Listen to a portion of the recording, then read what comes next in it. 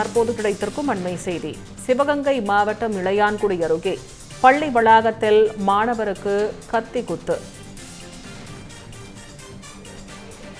பள்ளியில் 12ஆம் வகுப்பு படித்து வரும் இரு மாணவர்களுக்கிடையே வாக்குவாதம் ஏற்பட்டதாக கூறப்படுகிறது. வாக்குவாதம் முற்றிய நிலையில் ஒரு மாணவர் மறைத்து வைத்திருந்த கத்தியால் மற்றொரு மாணவரை குத்தியதாக தகவலானது வெளியாகியுள்ளது. மேலும் விவரங்களை பதிவு செய்வதற்காக நமது செய்தியாளர் சுப்பிரமணி இணைப்பில் இருக்கிறார்.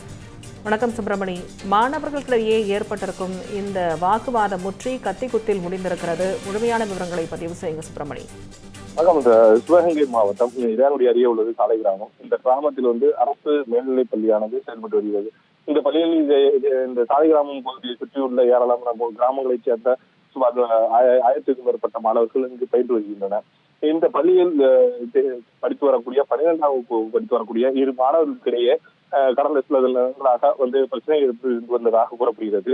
இந்நிலையில் நேற்று இந்த அதில் 12ஆம் அந்த மாணவன் ஒருவர் அந்த மற்றொரு மாணவரை செங்கற்களால் தாக்கியதாகவும் கூறப்படுகிறது.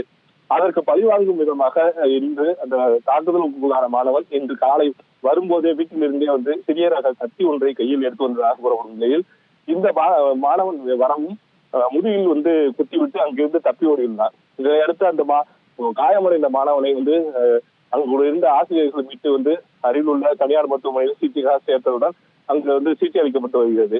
இது லேசான காயம் என்பதால் ஆசிரியர்கள் காவல்துறைக்கு தகவல் அளிக்காமல் மறைந்ததாக கூறப்படும் நிலையில் காவல்துறைக்கு ஏதோ ஒரு வகையில் தகவல் கிடைக்கப்பட்டு உடனடியாக அங்கு சென்று தற்சமயம் ஆசிரியர்களிடம் விசாரணை மேற்கொண்டு வருகின்றனர். அதாவது இரு மாணவர்களிடையே ஏற்பட்ட மோதலில் கத்தி குத்து வரை சென்ற சம்பவம் அந்த பகுதி முழுவதுமே பெரும் பரபரப்பை ஏற்படுத்தியுள்ளது. விவரங்களுக்கு நன்றி சுப்பிரமணி.